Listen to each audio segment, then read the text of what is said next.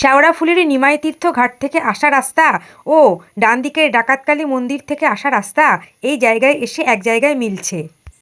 এখানেও একটি ক্যাম্প আছে, সহায়তা কেন্দ্র। প্রতি 3 থেকে 4 কিলোমিটার দূরত্ব পরপর এরকম একটি গেট করা রয়েছে। 11:44। আমরা এখন কামারকুণ্ডুর ওপর দিয়ে যাচ্ছি, আর ওই মাইলস্টোনে এখন দেখাচ্ছে তারকেশ্বর 22 কিলোমিটার। সকাল 7টা। তারকেশ্বর 22 কিলোমিটার। আমরা এখন কামারকুণ্ডুর ওই ফ্লাইওভারে উঠছি।